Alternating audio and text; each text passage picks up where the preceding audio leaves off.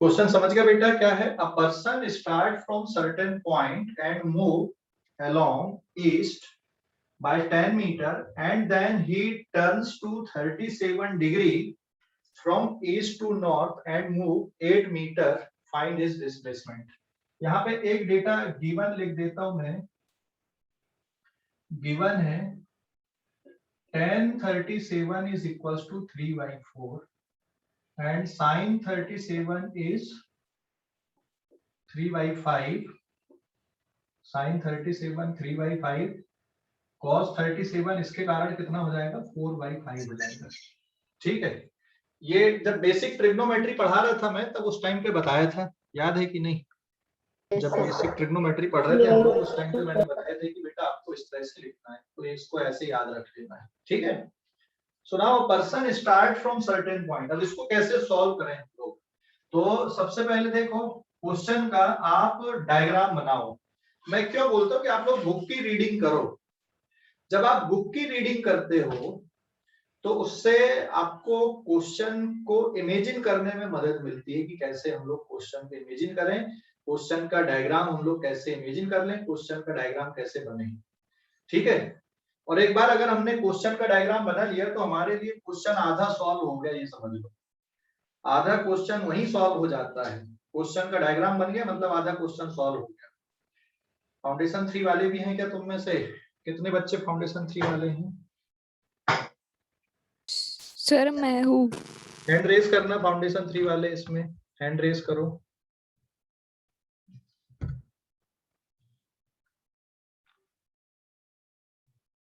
Okay fine, ठीक है।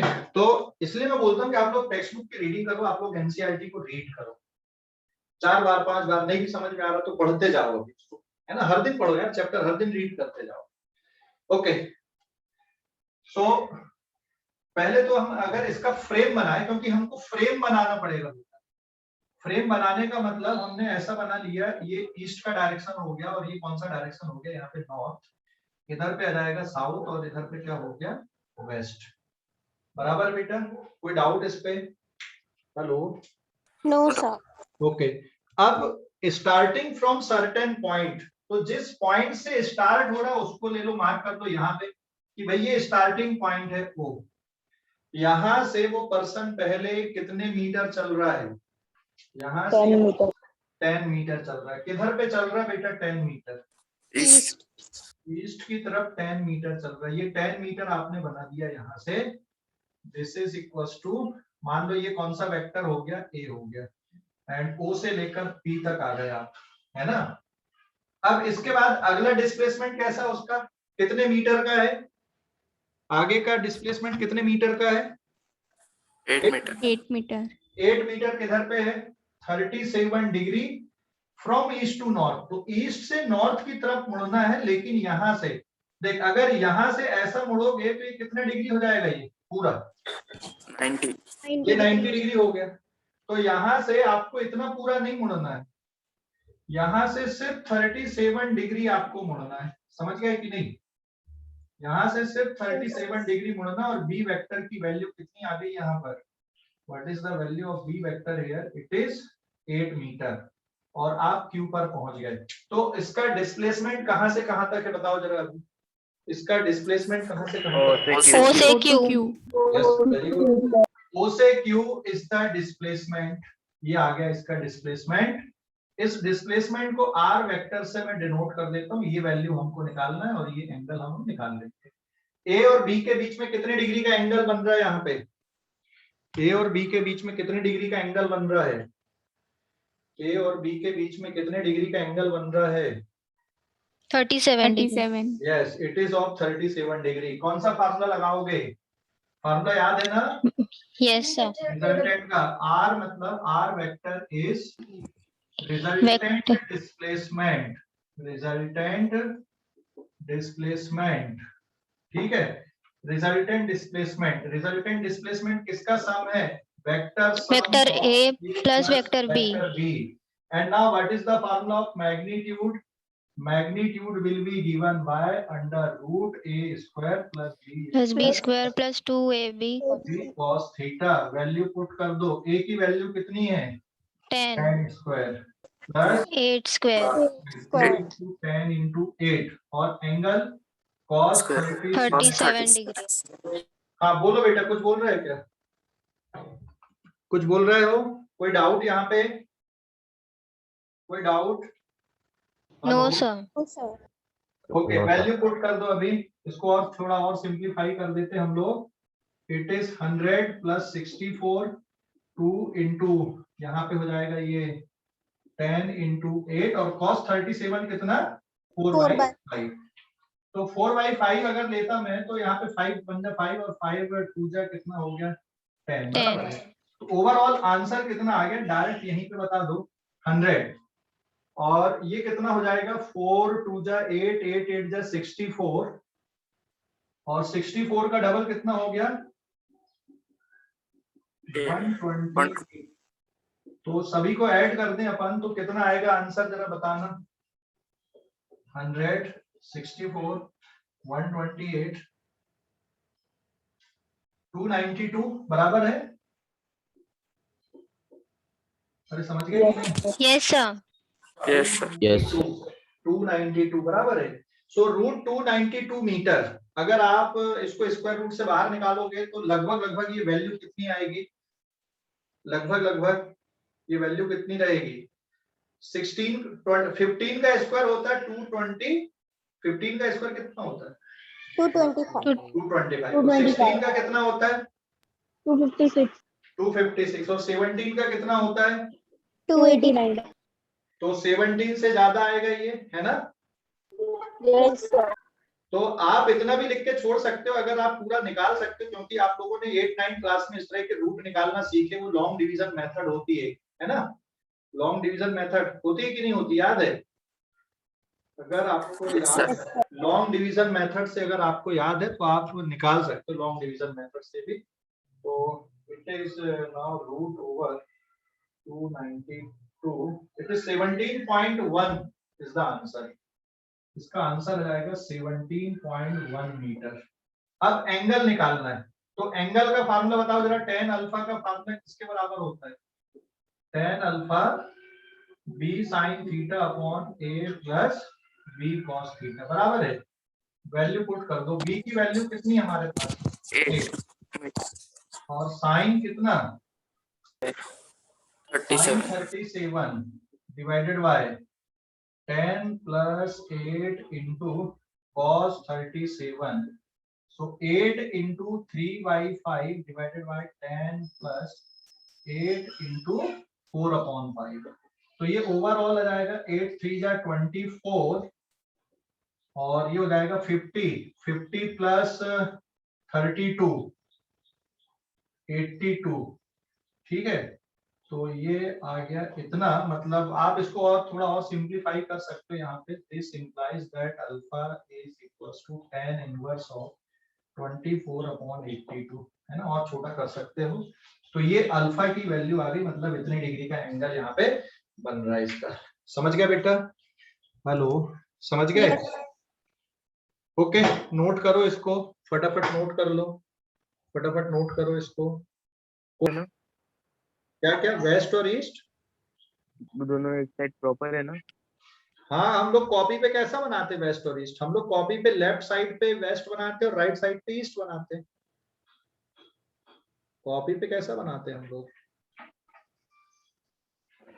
Okay sir. Okay,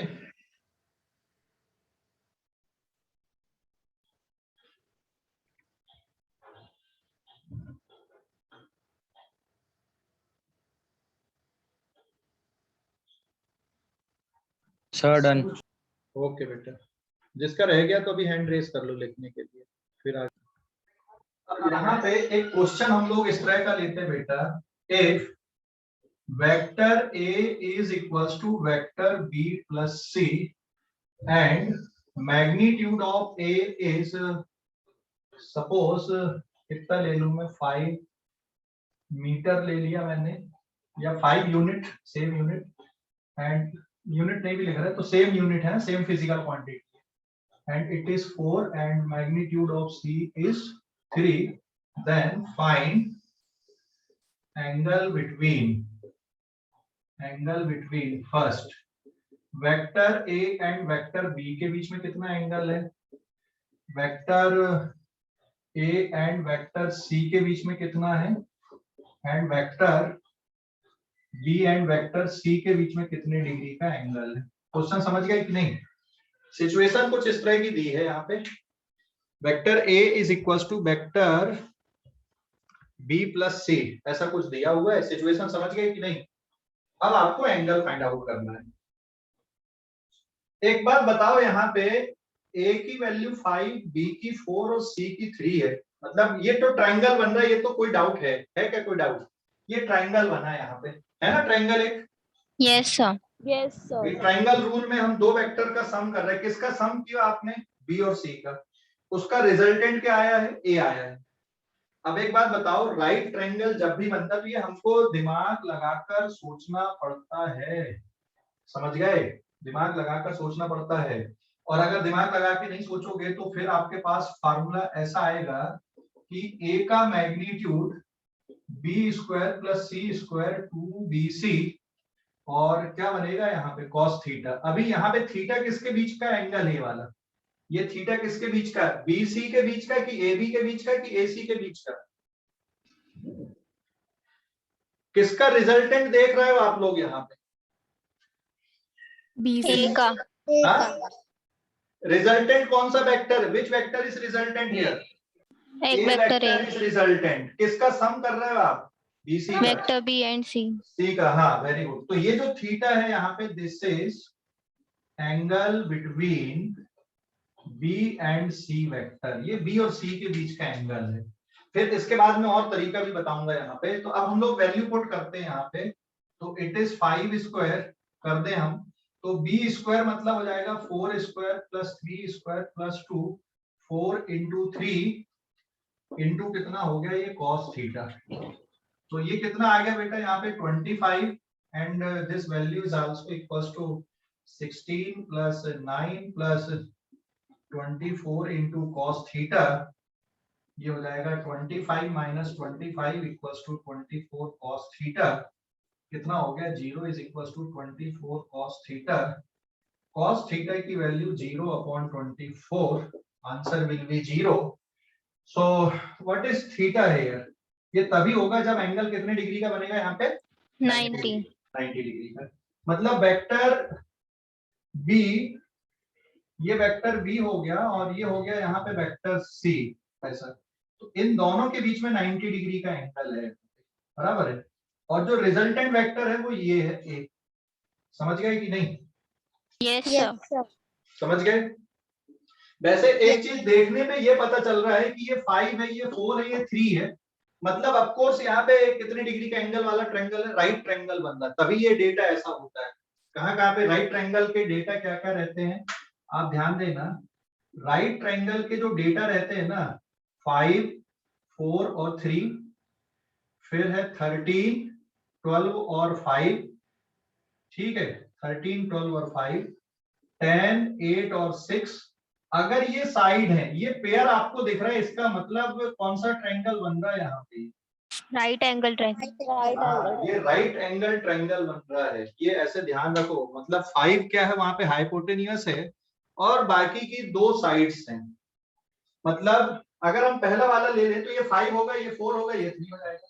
अगर हम ये वाला लेते तो देख, 5 का स्क्वायर 25, 4 स्क्वायर 16, 3 का स्क्वायर ये हमने 9। हाँ, ये हमने बेटा ऐसा इसलिए लिख दिए यहाँ पे, चाहो तो आप सीधा सीधा लिख दो, 5 square equals to 4 square plus 3 square, 13 square equals to 12 square plus 5 square, और 10 square is equals to 8 square plus 6 square. ये है पाइथागोरस थ्योरम, और ये तभी लगेगी जब राइट ट्रायंगल बनेगा।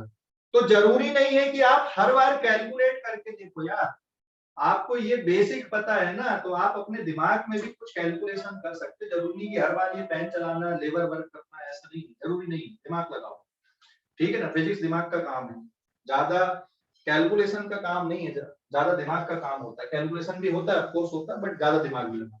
तो दिमाग लगाओ कि ऐसा कुछ हो सकता है क्या। तो यहाँ पे अगर ये आपको साइड्स दिख रही हैं, अगर इस तरह की आपको साइड दिख रही तो हमारे दिमाग में आना चाहिए ये राइट ट्रायंगल है। अगर राइट ट्रायंगल है तो फिर आप सबसे पहले राइट ट्रायंगल, ये एक अप्रोच हो गई अभी, this is one of the approach, ये एक अप्रोच हो गई जिसमें हमने फार्मूला लगा के कैलकुलेशन किया, ट्रायंगल रूल के हिसाब से सोच के हमने कैलकुलेशन किया, ये एक अप्रोच है। दूसरी अप्रोच भी बताता हूँ, ये समझ में आया कि नहीं इतना? Yes, sir. ठीक है, नोट करो। लेकिन Yes, इसमें अभी हमें किसके बीच में एंगल पता चला? बी और सी के बीच में एंगल पता चला। यहाँ अभी ए बी और ए सी के बीच का एंगल अभी नहीं पता चला है, ठीक है, वो निकालना बाकी है। बट हम लोग अभी एक और अप्रोच लेते हैं, फिर हम बाकी का कैलकुलेशन कर लेंगे। नोट करो इसको। अप्रोच तो ये वाली हो गई।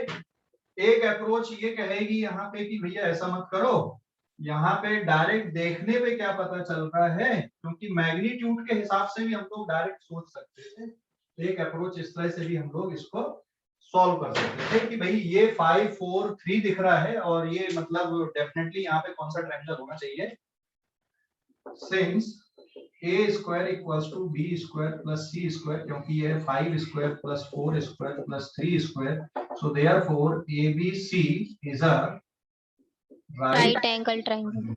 है ना। अब अगर राइट एंगल ट्रायंगल है तो अब हमारा काम थोड़ा और आसान हो गया। यहाँ पे एक राइट एंगल ट्रायंगल बना दो पहले, ये ऐसा, ये राइट एंगल ट्रायंगल हमने बना दिए, है ना, जिसमें जो सबसे लॉन्गेस्ट साइड है वो कितने की रहेगी? 5 की। एक हो गई 4 की और एक हो गई 3 की। अब इसमें b कौन सा वाला हो गया आपका? ये हो गया b वेक्टर, ये हो गया c, और ये वाला कौन सा हो गया? यहाँ पे a हो गया। A vector.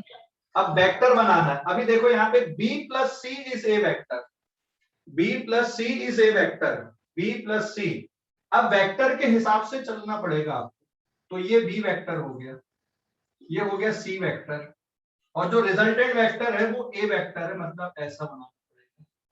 So this is in vector form, ऐसा आपको बनाना है, ऐसा आपको सोचना है। क्लियर हो गया बेटा? ये डायरेक्ट यहाँ पे पता चल गया, ये 90 डिग्री का एंगल है, ठीक है, समझ गए? Yes, sir. अगर ऐसा नहीं है तो वो जो पुरानी मेथड थी फार्मूले में वैल्यू पुट करके निकालना, वही करना पड़ेगा। आप ऐसा नहीं कर सकते। राइट ट्रायंगल में आप ऐसा सोच सकते हो, अगर राइट एंगल, वो जो पाइथागोरस थ्योरम के जो ट्रिक बनते, 3 जो साइड्स बनती हैं, अगर वो नहीं है तो फिर आपको सॉल्व करके देखना पड़ेगा, है ना, कि क्या एंगल बनता है। उसके बाद फिर ट्रायंगल ड्रॉ करना और फिर एंगल निकालना। बट राइट ट्रायंगल है तो एक एंगल ऑफ कोर्स 90 हो गया, तो दोनों का सम भी कितने कितने का रहेगा? कैसे? दोनों का सम। तो मान लो बेटा ये वाला एंगल यहाँ पे थीटा है और ये वाला एंगल यहाँ पे फाई है, ये थीटा और ये फाई है, तो फिर ए और बी के बीच में एंगल कितने का आ रहा है? So therefore angle between vector A and vector B, और फिर हम लोग निकालेंगे यहाँ पे angle between vector A and vector C, क्योंकि बी और सी के बीच में तो 90 डिग्री का है, उसको कुछ करने की जरूरत नहीं है। अभी ए और बी के बीच में एंगल अब कैसे बताओगे? अब बिना ट्रिग्नोमेट्री के नहीं निकलेगा, एक पता है हमको, साइड्स पता है, तो अब ट्रिग्नोमेट्री के हिसाब से चल लो जरा। ट्रिग्नोमेट्री के हिसाब से चलोगे तो साइन थीटा इक्वल्स टू क्या आएगा? Perpendicular upon hypotenuse. तो एक एंगल आप ऐसा बोल सकते हो कि theta equals to sine inverse 3/5 हो गया। नहीं समझा बेटा इसको? Sir, समझा. हाँ, या फिर कैसा देख सकते हो आप? cos थीटा बना सकते हो बेस अपॉन हाइपोटेन्यूज, तो फिर theta equals to cos inverse of 4/5। Value नहीं पता इसलिए ऐसे ही लिख दो यहाँ पे। फिर वैसे तो अगर ये इस तरह की सिचुएशन दिखती है आपको, तो ट्रिग्नोमेट्री में मैंने बताया था कि ये पर्टिकुलर एंगल बनते हैं, याद है कि नहीं? या फिर tan के हिसाब से देखो, है ना, tan थीटा इक्वल्स टू हो जाएगा 3/4. तो फिर theta equals to tan inverse of 3/4। तो ये भी सही है, ये भी सही है, ये भी सही है, ये भी हो सकता है, आप ऐसे सोच सकते हो। या फिर अगर ये वाला एक और तरीका, यहाँ पे दूसरा एंगल निकालना हमको, तो यहाँ पे दूसरा एंगल अभी किसके बीच में देख लिया हमने? ए और बी के बीच में। यहाँ पे ए और सी के बीच में कौन सा एंगल दिख रहा है बताओ जरा? ए और सी के बीच में 5, क्योंकि दोनों के सिर वहीं पे आ रहे हैं इसलिए 5 आ जाएगा। तो यहाँ पे साइन फाई इक्वल्स टू ये angle sine phi perpendicular upon hypotenuse, so it will be 4/5 This implies that phi equals to sin inverse 4/5, या फिर बेटा cos phi equals to क्या हो जाएगा 3/5. This implies phi equals to cos inverse 3/5, या फिर tan phi equals to 4/3. So phi is equals to tan inverse 4/3. तो A और C के बीच में ये सभी वैलिड हैं, और किसके बीच में, A और B के बीच में ये भी वैलिड है. हाँ, यहाँ तो डायरेक्ट पता ही था कि B और C के बीच में कितने डिग्री का एंगल है, 90 डिग्री का एंगल है. क्लियर हो गया कि नहीं? क्लियर हो गया कि नहीं? जल्दी बोलो. Yes, sir. Okay, Yes. Note कर लो फटाफट इसको. अभी multiplication of a vector by scalar. तो स्केलर दो टाइप के रहते हैं यहाँ पे. Scalar are two type. कौन कौन से दो स्केलर रहते हैं बेटा? पॉजिटिव और नेगेटिव. ठीक है. So let there is a vector A. तो जो स्केलर है, मान लो मैंने लैम्डा ले लिया है ना, lambda is any scalar. Then vector B is equals to lambda A. Then बेटा इसका जो मैग्नीट्यूड आएगा, ये लैम्डा टाइम्स ए के बराबर हो जाएगा. मैग्नीट्यूड कितने टाइम्स बढ़ जाएगा? लैम्डा टाइम्स बढ़ जाएगा.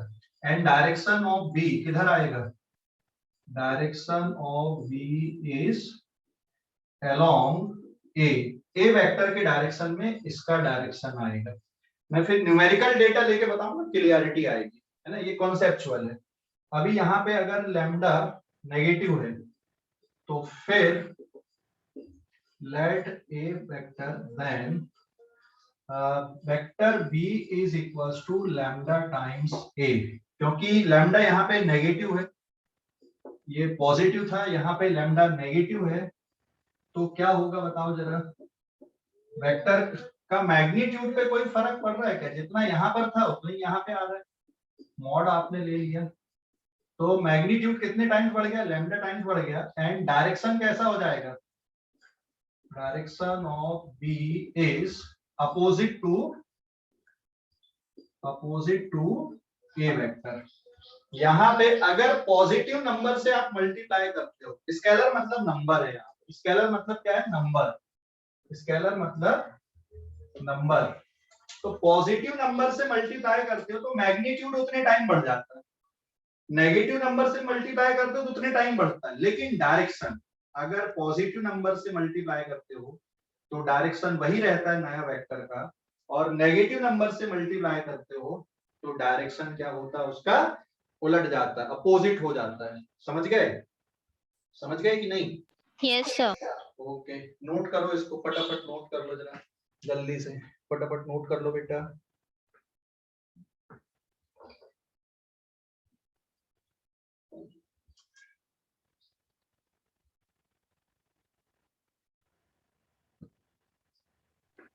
Sir, done.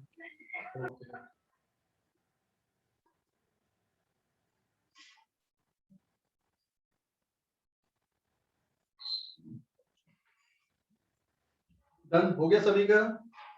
Yes, sir. Sir 1 minute. हाँ हाँ देखो.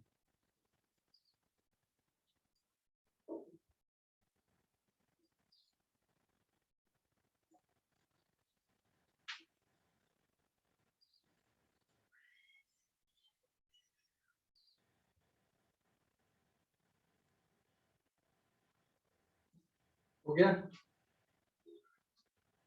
Yes sir. इसको इस तरह से समझो. यहाँ पे हम लोग इसको ना वैल्यू लेके समझते, तो आप लोग थोड़ा और जल्दी समझ जाओ. पेज नंबर 5 पे आते हैं तो वैल्यू लेके समझते हैं हम लोग. 5 है कि 4 आएगा रे? Sir, 5.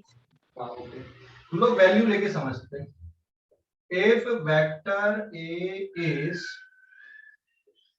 5 meter along 37 degree from east to north, then find vector B equals to 2 times vector A, and दूसरा आ जाएगा vector C equals to minus of 3 times vector E. बात समझ गए कि नहीं? 5 metre along east to north है, तो एक बार आप पॉजिटिव वैल्यू का मल्टीप्लाई कर रहे हो, एक बार इसका मल्टीप्लाई कर रहे हो आप नेगेटिव वैल्यू का। तो आंसर क्या आ जाएगा यहाँ पे फर्स्ट वाले का? पहले तो आपको ईस्ट, नॉर्थ, साउथ और वेस्ट बनाना है, ठीक है, ये बना ली। अब वेक्टर बनाना है। बेटा ए वेक्टर कैसा आ रहा बताओ जरा। ए वेक्टर 5 मीटर है और कितने डिग्री के एंगल पे है ये? 37। 37 डिग्री के एंगल पे। तो ये बन गया आपका वेक्टर ए, ठीक है। और वेक्टर भी 2 टाइम्स है इसका, तो 2 टाइम्स मतलब इसका मैग्नीट्यूड कितना आएगा बी वेक्टर का, इसका डबल। ये बी वेक्टर हो गया, इट इज 2 टाइम्स है। तो ए और बी के बीच में कितने डिग्री का एंगल दिख रहा है आपको? 37।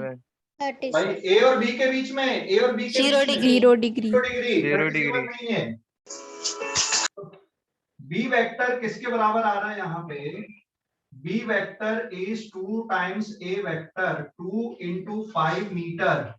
डायरेक्शन थोड़ी बदला, along 37 degree, 37 from east to north, बराबर है। It will be 10 metre from 37 east to north, ऐसा।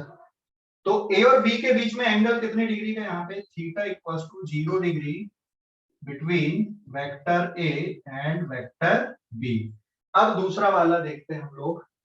अब C इक्वल्स टू, देखो इधर है ईस्ट, इधर है नॉर्थ, वेस्ट एंड साउथ। तो यहाँ पे ए वेक्टर किधर है? ए वेक्टर ऐसा है। कितनी डिग्री का एंगल यहाँ पे? 37 डिग्री का एंगल है। ए की वैल्यू 5 मीटर है, O से लेकर P तक। सी वेक्टर कैसा बनेगा? सी वेक्टर कैसा बनेगा? -3a। तो -3a का मतलब इसका अपोजिट बनाना पड़ेगा यहां से, ये ऐसा। This is C vector equals to -3a vector, मतलब कितने मीटर आ गया ये? It is 15 metre. तो 15 मीटर। या तो यहां से ये 37 डिग्री ले लो बेटा ऐसा, या यहां से कितने डिग्री का एंगल ले लो? 53 डिग्री का एंगल ले लो। और इन दोनों के बीच में कितने डिग्री का एंगल दिख रहा है? इन दोनों के बीच में ए और सी, 180। यस, ए और सी के बीच में कितने डिग्री का एंगल? 180। तो अगर आप माइनस वाली वैल्यू से मल्टीप्लाई करते हो तो डायरेक्शन रिवर्स हो जाता है, ठीक है। और मैग्नीट्यूड कितना रहेगा? 15, इसका मैग्नीट्यूड है 5। तो प्लस स्केलर से मल्टीप्लाई करते हो तो मैग्नीट्यूड बढ़ता है, डायरेक्शन चेंज नहीं होता। माइनस वाले स्केलर से मल्टीप्लाई करते हो तो डायरेक्शन अपोजिट हो जाता है और मैग्नीट्यूड उतने टाइम्स बढ़ जाता है। बात समझ गए? हेलो, अरे समझ गए कि नहीं? ओके, नोट कर लो इसको। हाँ यासीन बोल बेटा। तो थोड़ा सा साइड हो जाऊं। अभी समझ में आया कि नहीं ये पूरा, कि डाउट है किसी को? कुछ कोई डाउट है क्या? नो सर, एक बार समझे। एडिशन ही रहता है किसी को। तो सब्ट्रैक्शन ऑफ वेक्टर में कुछ नया नहीं पढ़ने वाले, एडिशन ही एक प्रकार से। सब्ट्रैक्शन ऑफ वेक्टर में कुछ नया नहीं पढ़ने वाले हम लोग, एक प्रकार का एडिशन ही होता है, ध्यान रखना, एक प्रकार का एडिशन ही है। So let A and B are 2 vector, ये 2 वेक्टर हैं। मैं इनको इस तरह से बना देता हूं बेटा यहाँ पे, this is vector A and this is vector B। इन दोनों के बीच में कितने डिग्री का एंगल है? थीटा डिग्री का। तो वेक्टर B ऐसा बनेगा कि नहीं बनेगा? यहाँ पे ये इस तरह से है ना, this is vector B, angle कितने डिग्री का? थीटा डिग्री का। तो this point is O, this point is P, this point is Q। Then find, ये as shown, then find vector R dash equals to vector A minus B। आपको R vector निकालना, लेकिन R vector किसके बराबर है यहाँ पे? A minus B के बराबर है, समझ गए? A minus B। तो माइनस B कैसा होगा? अगर मैं इसको पलट दूं यहाँ पर तो ये कौन सा वेक्टर बन जाएगा यहाँ पे? ये पलटने पे बताओ जरा। ये कौन सा वेक्टर बन गया? ये माइनस बी बन गया कि नहीं बना? Yes sir. ये वाला वेक्टर, हाँ या ना, जवाब देना। यही है ना Yes. Minus B? तो अभी ए और बी के बीच में थीटा डिग्री का एंगल है, तो ए और माइनस बी के बीच में कितने डिग्री का एंगल है? 180 माइनस थीटा। 180 माइनस थीटा को मैं 5 मान लेता हूं। यहाँ पे 180 माइनस थीटा को मैं 5 मान लेता हूं, तो रिजल्टेंट कहां से कहां तक आएगा? ट्राइंगल रूल देख लो। ये रिजल्टेंट वेक्टर है आर, ये vector A plus of minus B, तो यहाँ पे vector R is A plus of minus B कोई अलग वेक्टर हो गया। आप वेक्टर एडिशन ही कर रहे हो, एक प्रकार से आप वेक्टर एडिशन ही कर रहे हो। तो ये जो एंगल है बेटा यहाँ पर, इट इज 180 माइनस थीटा। तो बेटा इसका मैग्नीट्यूड का फार्मूला वही आ जाएगा, फार्मूले में कोई फर्क नहीं है। It is A square plus B square 2ab और cos फाइव, क्योंकि फाइव की वैल्यू कितनी? 180 माइनस थीटा, तो आप यहाँ पे 180 माइनस थीटा पुट कर सकते हो। A square plus B square 2ab cos 180 minus theta भी लिख सकते हो। सर ये a प्लस बी का होल स्क्वायर बनेगा? हाँ बन रहा है ए स्क्वायर, नहीं A square plus B square whole square कैसे बनेगा? थीटा एंगल बन रहा है कि नहीं बन रहा वहां पे? अगर वो 0 डिग्री रहता तो कुछ और बनता। तो ये ऐसा आ गया भाई, यहाँ पे ए और बी, ये सबट्रैक्शन ऑफ वेक्टर हो गया। ए इधर है, बी इधर है, तो माइनस बी इधर आ जाएगा, या बी इधर है तो माइनस बी इधर आ जाएगा। समझ गए? समझ गए कि नहीं? और एंगल देखना है यहाँ से, तो ये वाला एंगल मान लो अल्फा डैश है, तो अल्फा डैश की वैल्यू क्या बन जाएगी? यहाँ पे tan alpha dash is equals to mod of B into sine phi upon mod of A plus mod of B into cos phi. Phi की वैल्यू कितनी? 180 माइनस थीटा, फाइव की value यहाँ पे। और ध्यान देना वेक्टर ए का magnitude ए है, और ए का मैग्नीट्यूड ले लो या माइनस ए का मैग्नीट्यूड ले लो, एक ही बात होती है। माइनस बी का मैग्नीट्यूड ले लो या प्लस बी का मैग्नीट्यूड ले लो, एक ही बात होती है। It is positive value always. और फाइव की वैल्यू क्या है यहाँ पे? 180 माइनस थीटा है। तो वेक्टर में सब्ट्रैक्शन जैसी कोई चीज नहीं, एडिशन ही है। ट्राइंगल रूल यहाँ पर भी लग रहा है, देखिए ट्राइंगल बन गया, यहाँ से ऐसा गए फिर ये आए, तो रिजल्टेंट ये वाला हो गया है ना, इनिशियल पॉइंट से ये फाइनल पॉइंट। तो ट्राइंगल रूल यहाँ पर भी लग रहा है, तो कुछ नया नहीं कर रहे हम लोग, सोचने का तरीका बदल गया बस। कुछ नया नहीं हुआ, कोई नए फार्मूले नहीं सीखे, कोई फार्मूला है, सोचने का तरीका बदल गया। ठीक है, समझ गए? Yes, sir. ओके, फटाफट Yes, नोट कर लो इसको भी, फटाफट नोट करो। जब बनता है किसी वेक्टर का नेगेटिव बनाना, तो क्या करते हैं हम उसको? उल्टा कर देते हैं। उल्टा मतलब समझ गए? कितने डिग्री से घुमा देते हैं? किसी वेक्टर का नेगेटिव वेक्टर बनाना, तो कितनी डिग्री से घुमा दो उसको? 180 डिग्री। 180 180 डिग्री से घुमा दो, नेगेटिव वेक्टर बन गया। ठीक है, किसी वेक्टर का नेगेटिव वेक्टर बनाना है, 180 डिग्री से घुमा दिए। ठीक, समझे कि नहीं समझे? बता दो जल्दी से। Yes, sir. Yes, sir.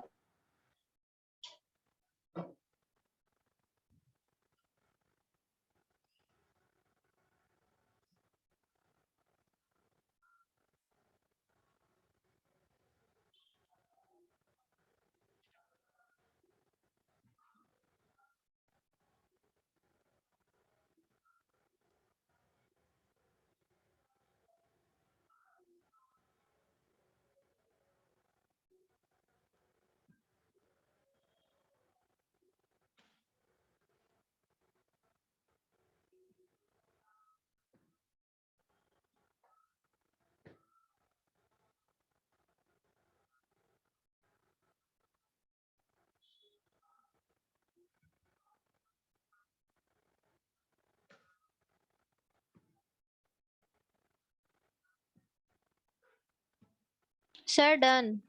Okay,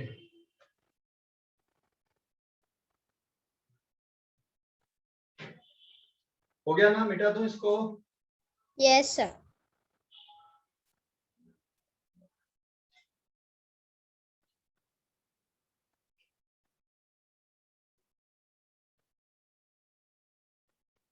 एक क्वेश्चन हम लोग करते हैं अभी। क्वेश्चन तो और आसान होते क्योंकि आपको एंगल डायरेक्ट निकाल के आप वैल्यू कैलकुलेट कर सकते हैं। क्वेश्चन और आसान हो जाते हैं इसके। ठीक है, एक क्वेश्चन बता देता हूं मैं।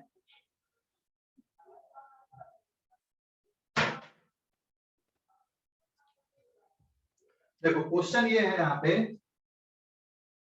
If magnitude of vector A is 8 meter, magnitude of B is 6 meter, and angle between A and B is 60 degree. हमें क्या निकालना है? Find vector C equals to vector A minus vector B। क्या निकालना बेटा? हमको वेक्टर C निकालना है जिसकी वैल्यू किसके बराबर है? A माइनस B के बराबर है। तो जब कोई वेक्टर पूछा जाता है ना कि भाई इस वेक्टर को फाइंड आउट करो, तो उसका मैग्नीट्यूड भी निकालना होता है और उसका डायरेक्शन भी निकालना होता है। दोनों चीज निकालनी पड़ती है, एक अकेले से काम नहीं बनता। मैग्नीट्यूड भी निकालना पड़ता है और डायरेक्शन भी निकालना पड़ता है। कैसे निकालोगे? सबसे पहले A और B बना दो। तो ये हो गया वेक्टर A इक्वल्स टू कितने मीटर? 8 मीटर। यहां से B वेक्टर इधर पे आ जाएगा, हाँ या ना? कितने डिग्री के एंगल पे बेटा? ये 60 डिग्री के एंगल पे। It is B vector equals to 6 metre. समझ गए? Hello? Yes, sir. Yes, sir. है ना? या फिर ऐसा रहेगा ये ऐसा, दिस इज B वेक्टर, है ना? अभी देख लो ये वाला एंगल भी 60 डिग्री का। हमें लेकिन कौन सा चाहिए? A प्लस बी चाहिए कि A माइनस बी चाहिए? A minus B. Minus B करने के लिए इसको उल्टा करना पड़ेगा, 180 डिग्री से घुमाना पड़ेगा। मैग्नीट्यूड बदल जाएगा क्या इसका? मैग्नीट्यूड तो इतना ही रहेगा, डायरेक्शन बस रिवर्स हो गया। तो अब इन दोनों के बीच में एंगल कितने डिग्री का आ गया? 120. 120. 180. 120 डिग्री का एंगल आ गया। रिजल्टेंट यहां से यहां तक आएगा। ये सी वेक्टर है। तो सी वेक्टर किसके इक्वल है? यहाँ पे सी वेक्टर किसके इक्वल है? What is C vector? Sir C vector is equal to A vector हाँ, प्लस माइनस बी वेक्टर, हाँ या ना? हाँ sir. Yes, sir. Plus of minus B vector, तो एक प्रकार से एडिशन ही हो रहा बेटा। अब इसका मैग्नीट्यूड देख लो, तो फार्मूले में आ जाएगा किसके बराबर? A square plus B square plus 2ab A B cos cos 120 degree. Five. अभी देखो फाइव लिखो, थीटा लिखो, क्या फर्क पड़ता है यार? यहाँ पे तुम फार्मूले को चेंज मत कर दो, ऐसे ही लिख दो फार्मूले। अब ये एंगल यहाँ पे थीटा है ना? 120 डिग्री का दोनों के बीच का। वैल्यू पुट करो। A की वैल्यू कितनी? 8 स्क्वायर। B की वैल्यू कितनी है? What is the value of B? 6 centimeter. Plus 6 की माइनस 6? Plus 6. Plus क्योंकि 6. वेक्टर का मैग्नीट्यूड हमेशा पॉजिटिव वैल्यू होता है, ध्यान रखना। वेक्टर का मैग्नीट्यूड हमेशा पॉजिटिव वैल्यू होता है, इसलिए यहाँ पे ये 6 स्क्वायर 2 8 इंटू 6 और कॉस कितना डिग्री का एंगल? 120 भाई। कॉस 120 की वैल्यू याद है किसी को? कॉस 120 डिग्री की वैल्यू याद है? -1/2. सर -1/2। It is -1/2। तो यहाँ पे -1/2, 2 cancel, under root of 148 metre. अब ऐसे यहाँ पे एंगल निकाल लो अल्फा।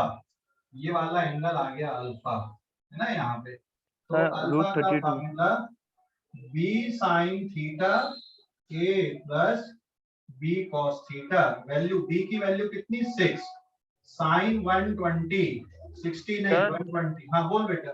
सर वो √148 मीटर कैसे आएगा? 34 64 36। अच्छा हाँ सॉरी, माइनस साइन है, तो 100 सर माइनस √32। हाँ √32. 100 माइनस 48 कितना बचेगा? 52. 52, √52, yes, correct. Okay, sorry. And 8 plus cos 120 value put कर दो. 6 sin 120 होता √3/2. 8 plus 6 into cos 120 होता 1/2 minus 1/2. सॉल्व करने पे कितना आ गया ये? 3√3/11. 3 यहाँ पे 8 में से 3 गया, 5 आ गया. ठीक है, तो ये अल्फा की वैल्यू निकल गई. समझ में आ गया कि नहीं? तो सब्ट्रैक्शन में कोई नया चीज हमने नहीं पढ़ा है, ट्रायंगल रूल ही लगा है और उसी से इसके क्वेश्चन सॉल्व होते हैं. ठीक है, समझ गए? Yes, sir. ओके.